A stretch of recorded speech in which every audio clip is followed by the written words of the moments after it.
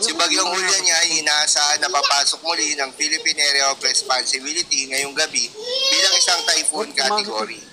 Huli nga itong namataan ng Pag-asa sa layong 265 kilometers west-northwest ng Igbayat, Batanes.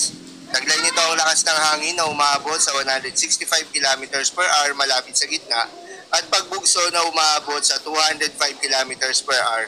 Kumikilos ito na mabagal pa north-northeastward. Bagamat nasa labas na ito ng Philippine Area of Responsibility, nakataas pa rin ang Tropical Cyclone Wind Signal number 1 sa ilang bahagi ng Luzon, kabilang na ang Batanes, Babuyan Islands, northern at western portion ng Ilocos Norte, at northwestern portion of mainland Cagayan. Dahil nga sa outer rain bands ng Typhoon Julian, asahan na makakaranas pa rin ng malakas na pagulan at pagbugso ng hangin ang Batanes, Cagayan, Apayao, Kalinga, Abra, Mountain Province, Ilocos Norte at Ilocos Sur.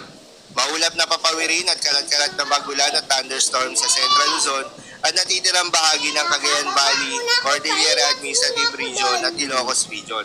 Dahil yan sa trough o extension nitong si Typhoon Julian. Maulap na papawirin naman at kalat-kalat na pagulan at thunderstorm sa Davao Region, Soxargen at Barm. Dahil yan sa easterlies o yung mainit na hangin galing sa karagatang Pasipiko. Bahagyang maulap na may mga pulupulong pagulan at thunderstorms naman sa Metro Manila at natitirang bahagi ng bansa dahil naman yan sa mga localized thunderstorms. Para naman sa magiging track nitong si Bagyong Julian, asahan na papasok muli ng Philippine Area of Responsibility ngayong araw at inaasahang magla-landfall sa timog kanlurang bahagi ng Taiwan mamayang gabi o bukas ng madaling araw.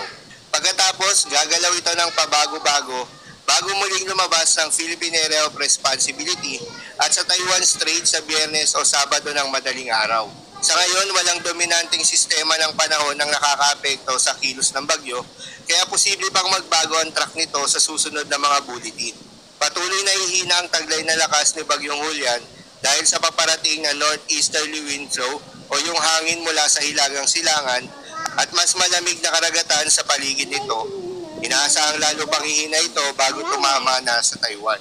Para naman sa magiging lagay ng mga dagat baybayin, ayon sa Pag-asa ay may nakataas pa rin na gale warning sa mga seaboards ng Batanes, Babuyan Islands at northern coast of Ilocos Norte.